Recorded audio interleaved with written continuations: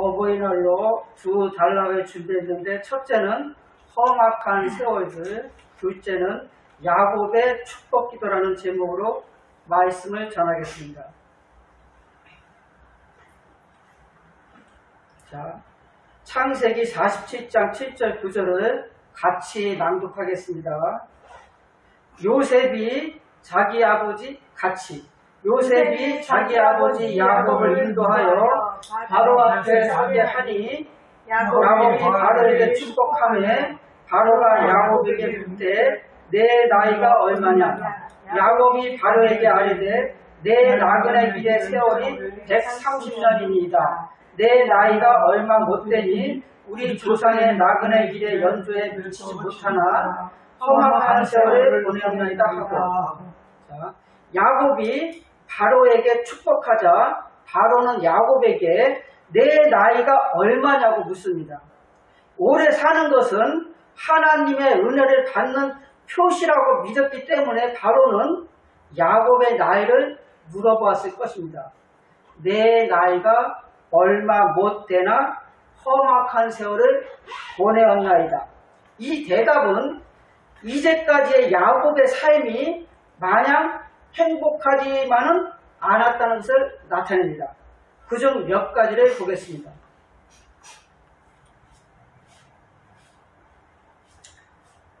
자, 첫째로 쌍둥이 형 에서와 야곱의 갈등입니다. 창세기 27장 35절에서 이삭이 가로되 내 아우가 간교하여 와서 내 복을 빼앗았도다. 야곱의 이름은 아버지 이삭이 말했듯이 이름의 원뜻은 간교하며 속이는 자라는 뜻입니다. 하나님께서는 성경에 기록된 특별한 사람들에게 직접 이름을 바꿔주시는 장면이 성경 곳곳에 기록되어 있습니다. 그 이름에는 저마다의 독특하고 하나님께서 교훈하시고자 하는 뜻이 포함되어 있습니다. 야곱은 자신을 위해서 팥죽 한 그릇으로 장자의 자리를 차지하고 에서의 축복까지 가르쳤습니다.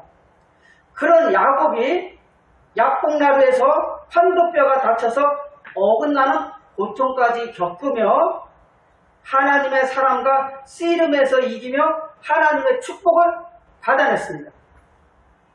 그러므로 하나님은 야곱의 이름을 야곱이 아니라 이스라엘로 바꿔주셨습니다.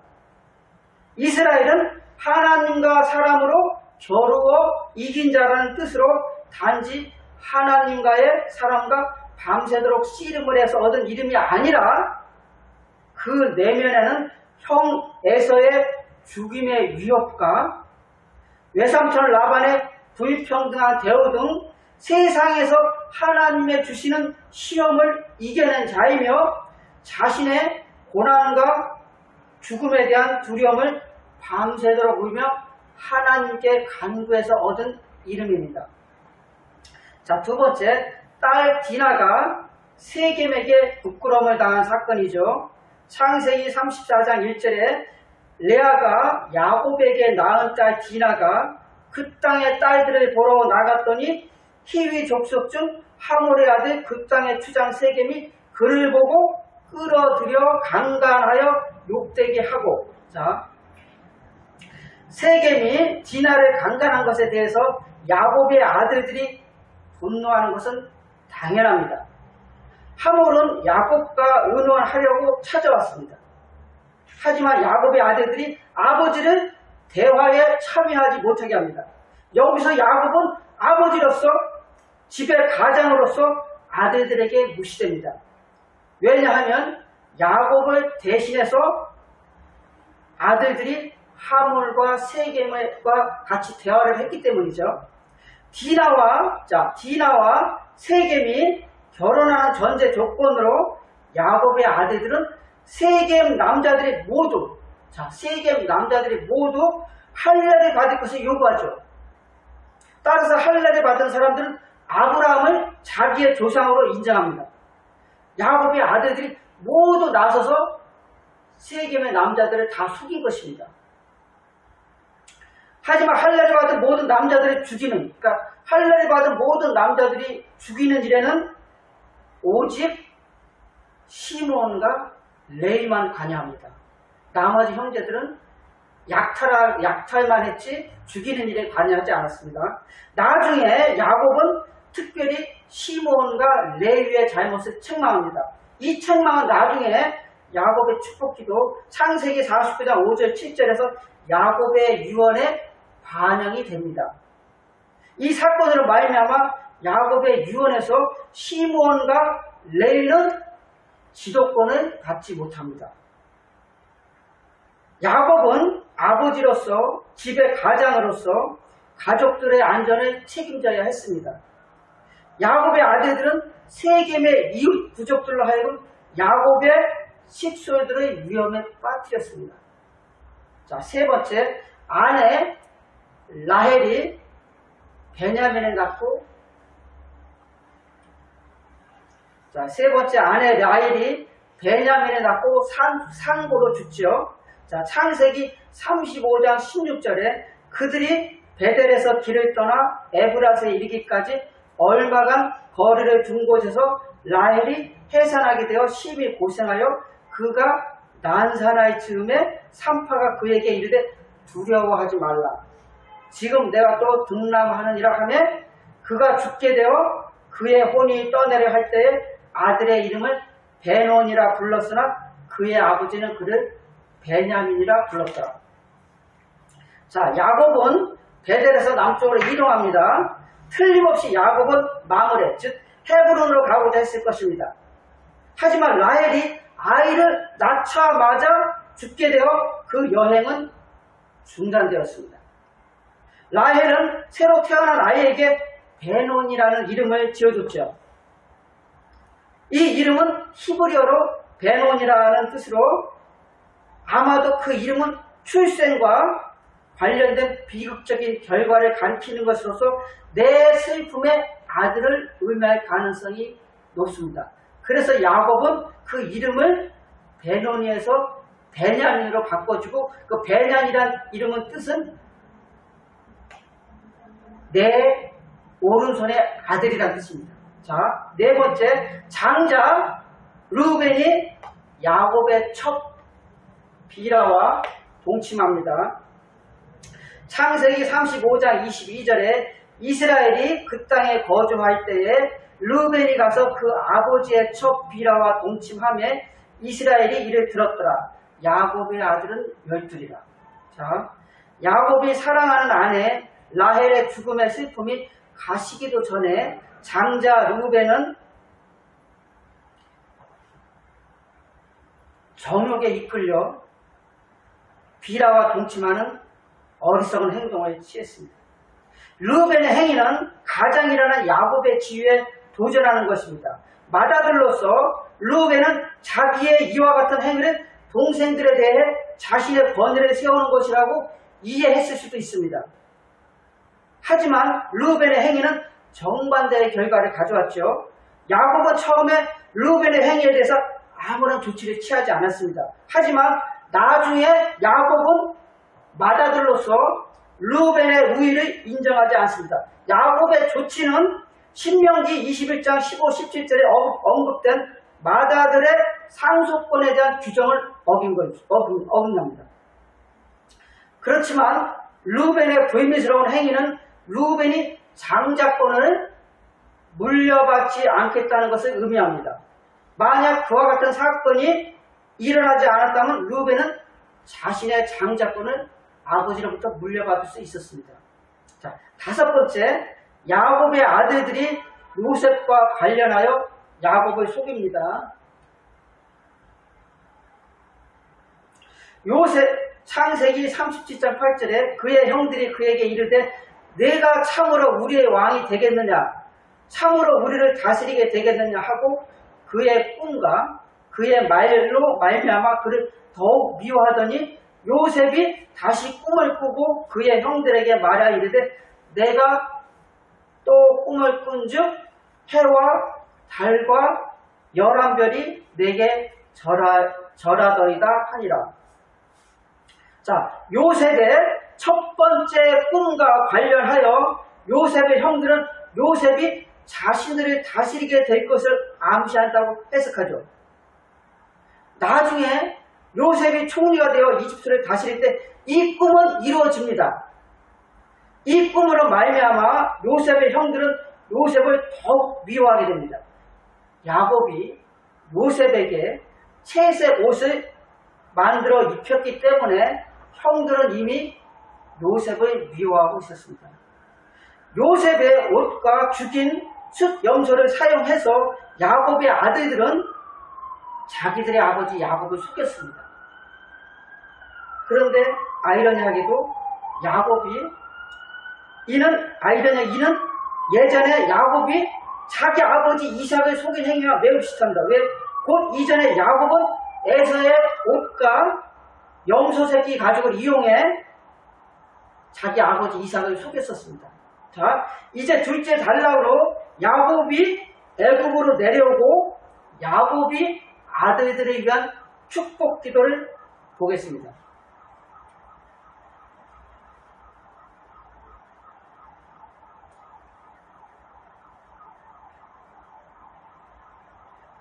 자, 이제는 가뭄으로 양식도 구할 수 없어 야곱이 가족들과 함께 이집트로 내려가야 하지만 야곱이 내려가는 것을 두려워합니다. 야곱의 하나님께서는 야곱과 함께 갈 것이라며 애굽으로 내려가라고 명하시죠. 자, 46장 1절 4절 29절 30절에 제가 읽겠습니다. 이스라엘이 모든 소유를 이끌고 떠나 브에세바에 이르러 그의 아버지 이삭의 하나님께 회생 제사를 드리니 그 밤에 하나님이 이상 중에 이스라엘에게 나타나 이르시되 야곱아 야곱아 하시는지라. 야곱이 이르되 내가 여기 있나이다 하매 하나님이 이르시되 나는 하나님이라. 내 아버지의 하나님이니 애굽으로 내려가기를 두려워하지 말라. 내가 거기서 너로 큰 민족을 이루게 하리라. 내가 너와 함께 애굽으로 내려가겠고 반드시 너를 인도하여 다시 올라올 것이며 요셉이 그의 손으로 내 눈을 감기리라 하셨더라. 29절부터 30절까지 요셉이 그의 수레를 갖추고 고센으로 올라가서 그의 아버지 이스라엘을 맞으며 그에게 보이고 그의 목을 어긋맞지 않고 얼마 동안 울매 이스라엘이 요셉에게 이르되 내가 지금까지 살아있고 내가 내 얼굴을 보았으니 지금 죽어도 족하도다.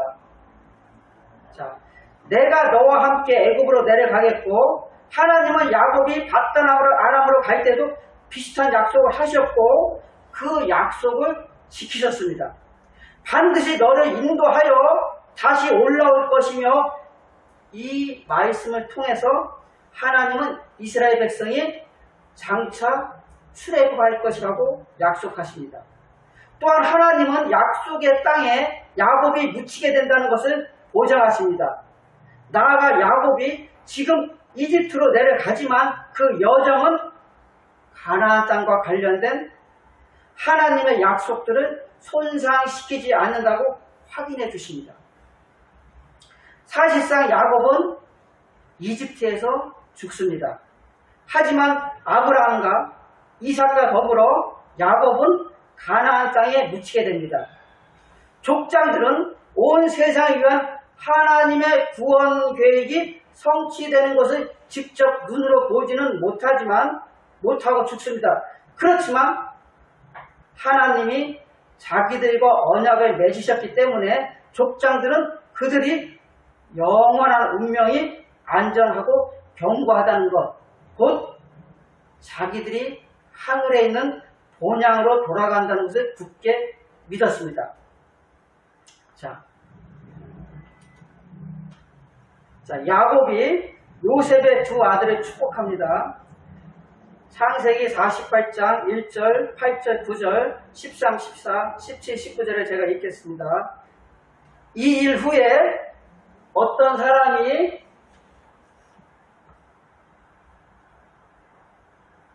요셉에게 말하기를 내 아버지가 병들었다 하므로 그가 곧 두 아들 므낫세와 에브라임과 함께 이르니 이스라엘의 요셉의 아들들을 보고 이르되 이들은 누구냐? 요셉이 그의 아버지에게 아뢰되 이는 하나님이 여기서 내게 주신 아들들입니다. 아버지가 이르되 그들을 데리고 내 앞으로 나아오라. 내가 그들에게 축복하리라. 오른손으로는 에브라임을 이스라엘의 왼손을 향하게 하고 왼손으로는 므낫세를 이스라엘의 오른손을 향하게 하여 이끌어 그에게 가까이 나아가매 이스라엘이 오른손을 펴서 차남 에브라임의 머리에 얹고 왼손을 펴서 므낫세의 머리에 얹으니 므낫세는 장자로도 팔을 엇바꾸어 얹었더라. 요셉이 그 아버지가 오른손을 에브라임의 머리에 얹는 것을 보고 기뻐하지 아니하여 아버지의 손을 들어 에브라임의 머리에서 므낫세의 머리를 옮기고자 하여 그의 아버지에게 이르되 아버지여 그리 마옵소서. 이는 장자이니 오른손을 그의 머리에 얹으소서 하였으나 그의 아버지가 허락하지 아니하며 이르되 나도 안다 내 아들아 나도 안다. 그도 한 족속이 되며 그도 크게 되려니와 그의 아우가 그보다 큰 자가 되고 그의 자손이 여러 민족을 이루리라 하고. 자, 늙고 병들어서 죽을 때가 다가왔을 때 야곱은 자신의 모든 아들들을 축복합니다.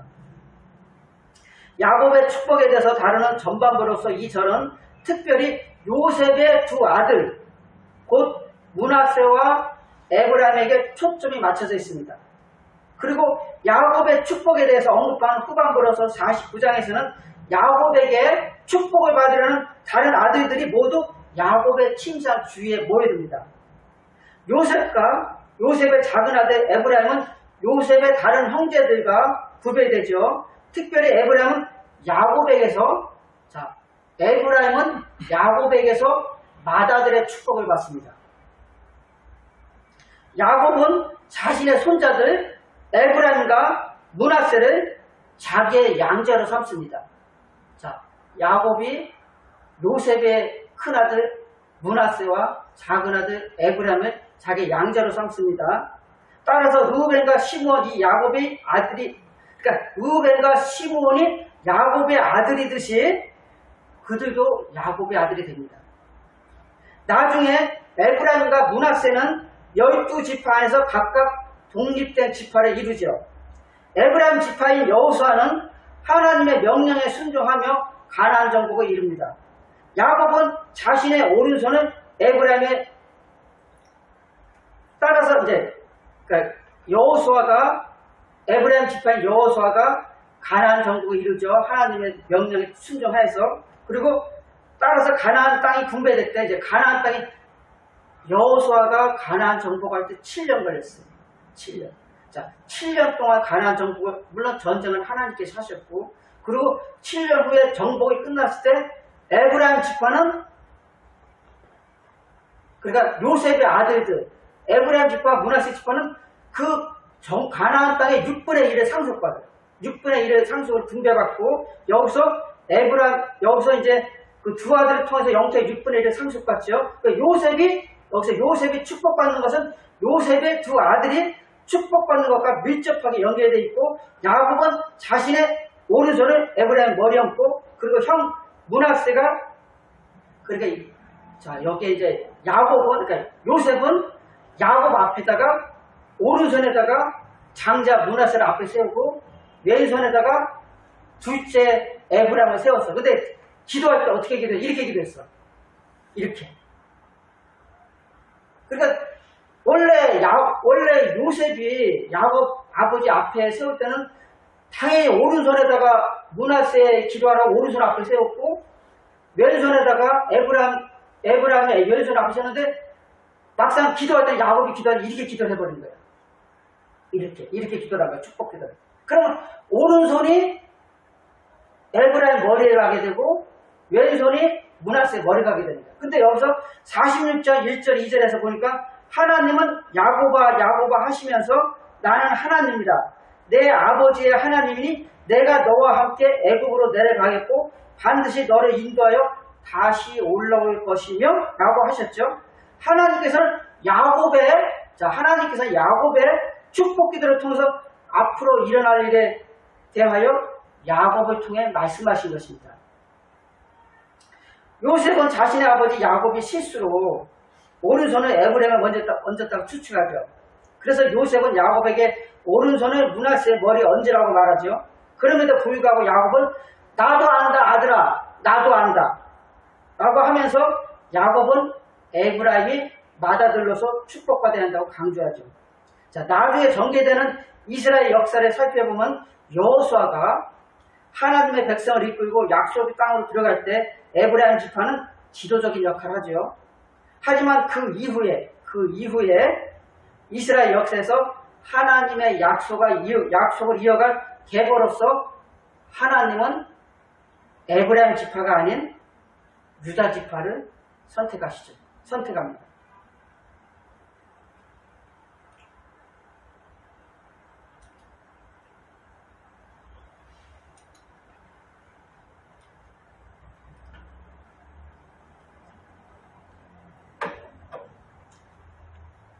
자, 야곱의 12 아들들을 축복합니다. 죽음이 가까이 다가오자 야곱은 자신의 아들들을 한 사람 한 사람 축복합니다. 이 축복에는 자신의 아들들의 자손이 미래에 어떻게 번성할지에 대해서 말합니다. 맏아들 루벤부터 시작하여 막내 아들 베냐민에 이르기까지 야곱은 자신의 아들들을 축복합니다. 그렇지만 야곱은 유다와 요셉이 그들의 자손의 중요성과 관련해서 다른 형제들보다 뛰어날 것이라고 기대합니다. 유다와 요셉에 대한 야곱의 축복은 야곱의 축복에서 거의 절반을 차지합니다. 자, 8절하고 9절에 제가 읽겠습니다. 유다야, 너는 내 형제의 찬송이 될지라. 내 손이 내 원수의 목을 잡을 것이요 내 아버지의 아들들이 내 앞에 절하리로다. 유다는 사자 새끼로다. 내 아들아, 너는 움킨 것을 찢고 올라갔도다. 그가 엎드리고 웅크림이 숫자자 같고 암사자 같으니 누가 그를 범할 수 있으랴. 자, 비록 루벤은 장자이지만 야곱의 가게에서 장자로서의 특별한 지위를 잃어버렸습니다. 끔찍하게도 자기의 아버지 첩 비라와 부끄러운 관계를 맺었기 때문입니다. 자, 시몬과 레위에 대한 야곱의 선언은 그들의 난폭한 성향에 집중되어 있습니다. 레위 지파는 이스라엘의 모든 지파들 가운데 흩어져 살게 되며 또한 그들에게는 모두 48성읍이 주어집니다. 시므온 지파는 유다 지파가 얻은 지역 안에서 기업을 받게 될 것입니다. 곧 시므온 지파는 유다 지파에 흡수됩니다. 유다는 자기 아버지 야곱에게서 긍정적인 축복을 길게 받습니다. 야곱의 축복은 유다의 지도력이 지닌 긍정적인 특성을 드러내줍니다. 다른 내용을 지닌 축복과 더불어 야곱은 유다의 개인적인 특성이 앞으로 유다의 자손을 통해 이후에 영향력을 행사할 것에 대해서 말합니다. 그러나 주목할 만한 점으로서 유다는 다른 형제들에게 매우 높임을 받을 것이라고 묘사됩니다. 곧 내 아버지의 아들들이 내 앞에 절하리로다 라고 언급됩니다. 나아가 모든 나라들이 유다의 자손에게 공물을 가지고 올 것입니다. 자, 그에게 모든 백성이 복종하리로다. 이 말로 야곱은 다윗의 위대한 왕국과 두 번째 다윗인 그리스도의 가장 위대한 왕국에 대해서 예고합니다. 따라서 야곱의 이 선언은 구약 성경에서 메시아를 기대하는 것에 대한 주요한 한 부분을 제시합니다. 어떻게 아브라함에게 주어진 복이 모든 이방인들에게 미치게 될 것인가? 자, 곧 장차 다윗의 자손 예수 그리스도는 모든 나라들을 다스릴 것입니다. 또한 모든 민족들을 하나님 나라에 들어오도록 초대할 것입니다. 따라서 신약 성경에서 예수 그리스도가 다윗의 왕위를 궁극적으로 물려받는다는 것은 매우 중요한 주제입니다. 메시아가 오심으로 말미암아 하나님 나라의 복음이 모든 것입니다. 그리고 유다의 왕적인 신분이 강조되면서 유다는 사자 새끼에 비유됩니다. 나아가 유다의 자손 가운데 한 사람이 뷰와 통치자의 지팡이를 손에 들고 꼭 쥐고 있을 것입니다. 자, 이번에 이제 요셉과 베냐민이라는 축복 기도입니다.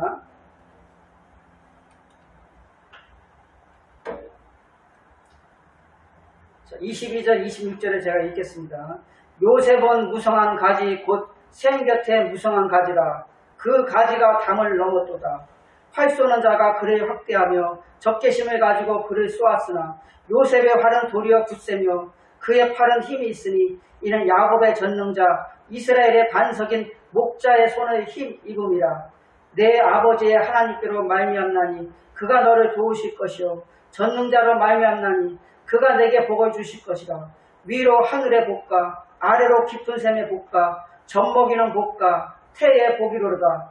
내 아버지의 축복이 내 선조의 축복보다 나아서 영원한 산이 한없음같이 이 축복이 요셉의 머리로 돌아오며 그 형제 중 뛰어난 자의 정수리로 돌아오리로다. 자, 이 절들에서 야곱은 요셉을 매우 길게 축복합니다. 그러면서 야곱은 요셉이 형제들 가운데서 특별한 지위를 차지하고 있다는 것을 확인해 줍니다. 하나님에 대한 다양한 칭호를 사용하면서 야곱은 하나님이 요셉의 자손에게 베푸실 복을 강조합니다. 이전에 요셉의 형들은 요셉을 미워했지만 야곱의 전능자가 요셉을 자신의 강한 오른손으로 지켜주시고 인도해 주셨습니다. 그래서 요셉은 살아남을 수 있었습니다. 앞날을 내다보면서 야곱은 하나님이 요셉에게 복을 베푸시기를 기도합니다. 또한 야곱은 요셉이 아브라함과 이삭보다 더 많은 복을 하나님께 받기를 기도합니다. 이제까지 야곱은 자신의 아들들을 축복했습니다. 야곱의 아들들은 이스라엘의 12지파를 이룰 것입니다. 여기서 12지파가 서로 연합하고 하나됨을 이루어야 된다는 것이 전제됩니다. 하지만 궁극적인 통치권은 마침내 예수 그리스도의 계보인 다윗 왕조에게 주어집니다. 자, 결론입니다. 자, 하나님의 복은 가정에서부터 출발합니다. 하나님의 구원의 복은 아브라함에서 이삭, 야곱으로 이어졌으며 특별히 하나님은 야곱의 아들들 요셉과 유다에게 집중되어 있음을 알 수 있습니다. 오늘 우리는 말씀을 통해 하나님께서 야곱에게 어떻게 복을 주시고 또 야곱의 파란만장한 삶도 살펴보았습니다. 자, 여러분, 기독교인이 고난이 없는 삶을 살았다면 그 사람이 하나님을 만날 수 있을까요? 아마 하나님 만나기 힘들 것입니다. 기독교는 체험의 종교이자 계시의 종교라고도 할 수 있습니다. 하나님께서는 특별히 아브라함이나 야곱, 다윗을 통해 알 수 있듯이 하나님의 일을 할 사람들에게는 많은 고난이 주어집니다. 그 고난을 통해서 하나님을 만나고 하나님을 체험하고 하나님께 기도하고 그리고 하나님의 인감을 받고 하나님으로부터 쓰임받는 것을 우리는 성경을 통해서 보았습니다. 여러분, 나한테는 왜 이렇게 고난이 자주 올까 할 수도 있지만 고난이 온다는 것은 하나님의 자녀라는 또 다른 표징이기도 합니다. 사탄 마귀는 우리를 실족시키고 하나님과의 관계에서 멀어지게 하려고 온갖 방법을 다 동원합니다.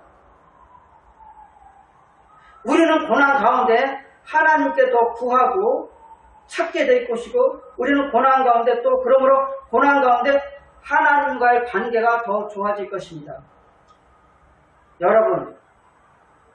여러분들은 집에서 자녀들을 위해서 얼마나 기도를 하십니까? 야곱의 기도를 보면 특별히 요셉과 유다에 대해 길게 기도한 내용을 알 수가 있습니다. 가정에서 드리는 기도는 하나님께서 들으십니다. 하나님은 가정을 중요하게 보시기 때문이죠. 우리는 자녀를 위해서 기도해야 합니다. 그랬을 때 우리 하나님은 부모의 마음으로 자녀를 위한 기도를 들어주시고 하나님의 뜻과 인도해 주심을 우리는 알아야 합니다. 기도하겠습니다. 사랑과 자비가 풍성하신 하나님 아버지, 부족한 제가 주님께서 주신 말씀을 전했습니다. 하나님 아버지께서는 가정을 세우시고 또 가정을 통해서 구원의 복이 임하는 줄 알고 있습니다. 하나님 아버지, 가정의 달을 맞이하여 부모 형제 간에 다투고 미워하는 자녀들 서로가 용서하고 사랑하는 마음을 주옵소서. 한 가정 안에서도 구원받는 자녀와 구원받지 못하는 자녀가 있사오니 서로 용서하고 사랑하는 마음을 주시옵고 기도하여 모두가 구원의 은혜를 주시어 천국으로 초대되기를 기도합니다. 하나님 아버지 감사합니다. 감사하며 저희의 생명 되시는 예수님 이름으로 기도드렸습니다. 아멘.